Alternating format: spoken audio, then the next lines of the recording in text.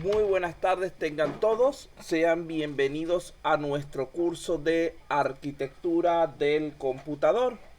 En el día de hoy vamos a estar haciendo una revisión, un resumen acerca de lo que es la unidad número 4, la cual ya habíamos concluido la semana pasada.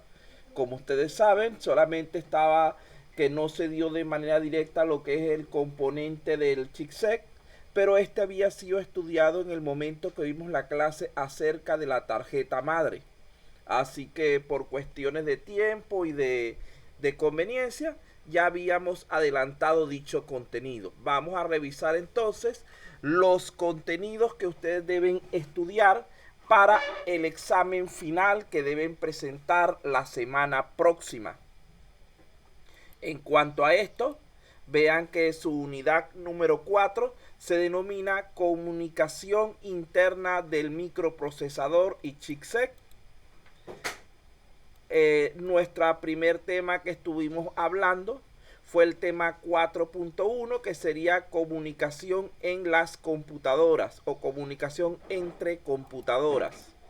Cuando hablamos de esto, estaríamos hablando nosotros a nivel de lo que son los fundamentos de la comunicación entre computadores, es decir, los fundamentos de redes.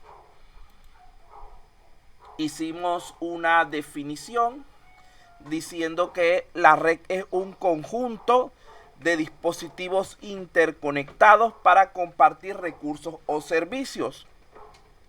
Fíjense que usamos la palabra dispositivo. No necesariamente tiene que ser un computador que conforme lo que es la red, sino que puede ser cualquier tipo de dispositivo, como por ejemplo elementos de tipo inteligente, como inclusive hasta un microondas, un aparato de cocina, un automóvil, etcétera. Todo este tipo de componentes que tengan la capacidad de conexión, lo cual es lo más importante en este caso.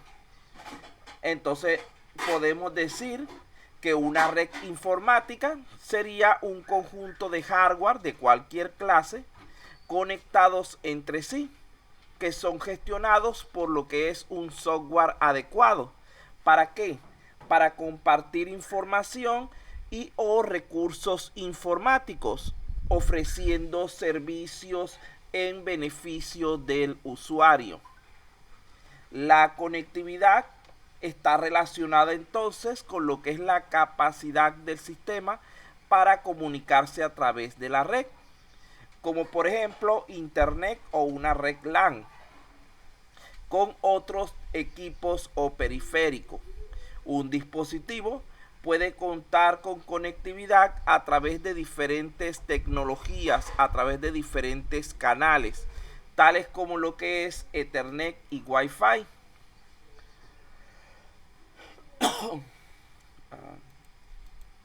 De aquí, entonces decimos que una red no es otra cosa sino un conjunto de equipos que van a estar unidos. Por lo tanto, podemos afirmar que un solo equipo, por muy potente, por muchas funciones que posea, nunca va a poder ser considerado como una red.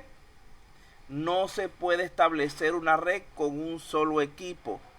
Así tengamos, digamos que de alguna manera máquinas virtuales, etcétera, instaladas dentro. Realmente seguimos trabajando con un mismo procesador, con un mismo conjunto de componentes y no hay ningún tipo de comunicación externa. Por lo tanto, no se considera como una red. Entonces, ya hemos dicho con esto que se requieren al menos dos equipos diferentes para considerarse que estamos en presencia de una red. Otra cosa importante era el hecho de que una red puede formarse por equipos diferentes. Puede aceptar cualquier tipo de dispositivo siempre y cuando éste posea capacidad de conexión. Vean que allí en pantalla tenemos una red donde tenemos una tablet, un reloj inteligente, un celular, una consola de videojuegos, un computador de escritorio, un laptop, todos conectados a la misma red, y vean que no tienen las mismas características. La única característica que podríamos decir que tienen en común es su capacidad para conectarse.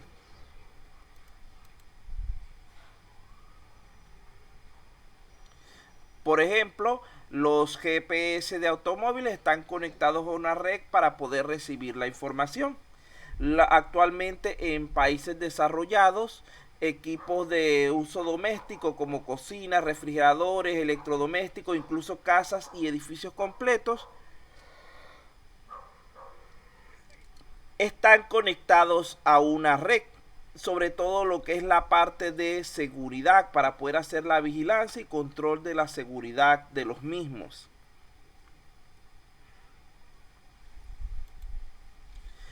Otra consideración que hay que hacer es que una red puede requerir de dispositivos especiales para lo que es su construcción.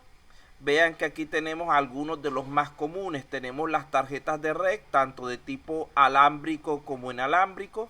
Tenemos routers inalámbricos, tenemos switch, tenemos hub, etcétera. Cualquiera de estos dispositivos puede ser necesitado en ciertos casos, así como hay otros como los repetidores, los balanceadores de carga, etcétera, que van a depender de las necesidades específicas de cada situación en particular, siendo la empresa Cisco una de las principales dedicadas a lo que es la creación y gestión de dispositivos y tecnologías de red.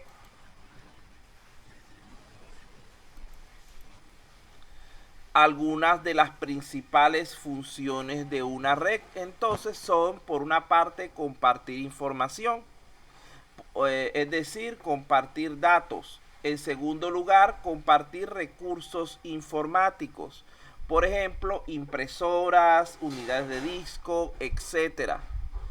Otra es ofrecer servicios en beneficio del usuario, los cuales no estarían disponibles si no se trabaja a nivel de red. Esto se hace muy evidente especialmente en sistemas de tipo cliente-servidor. Otra cosa importante en la red es la alta velocidad de transferencia de los datos. Ahí podemos imaginar, como ya se dijo antes, enviar ciertos contenidos entre provincias. Por ejemplo, de aquí a Chiclayo, que me dijeron que quedaba a 16 horas. Imagínense que tuviéramos que mandar datos importantes en un dispositivo USB.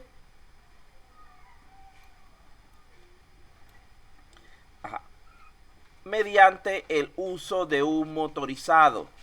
Esto tardaría generalmente, como ya les dije, 16 horas solamente para ir, es decir, la solicitud.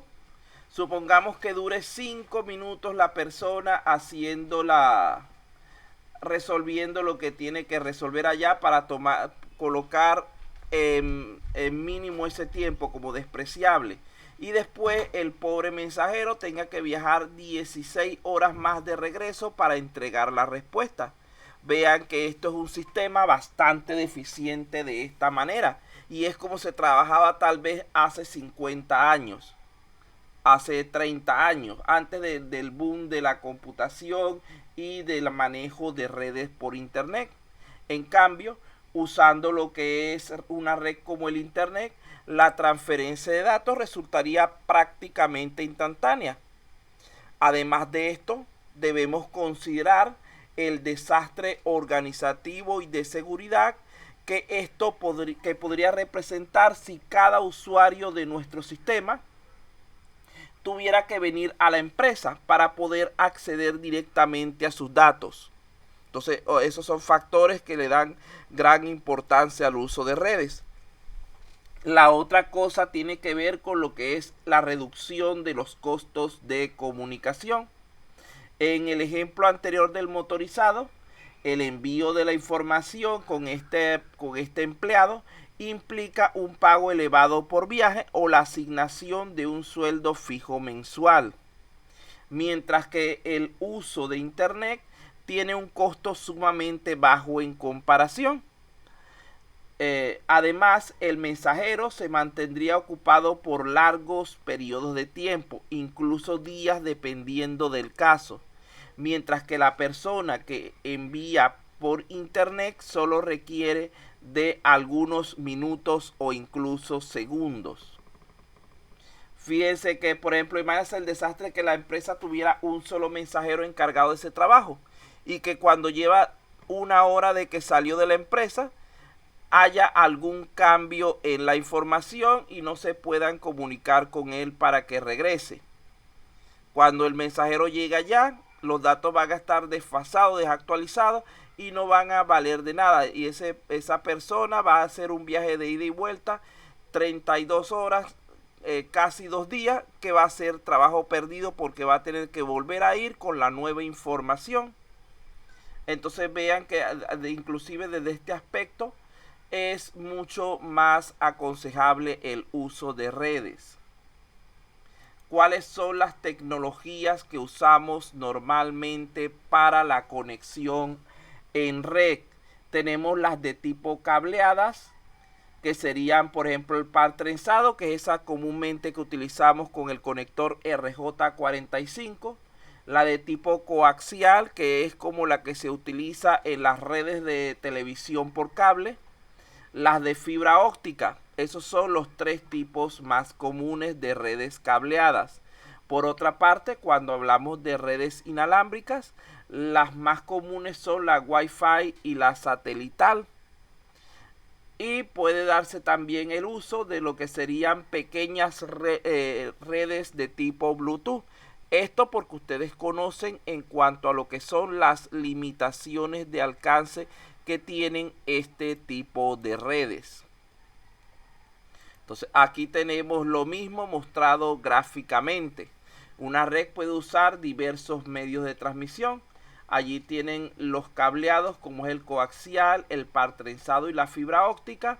Y tienen los de tipo inalámbricos que serían el Wi-Fi, el Bluetooth y la señal satelital. Además de esto, una red requiere de software adecuado para lo que es su gestión.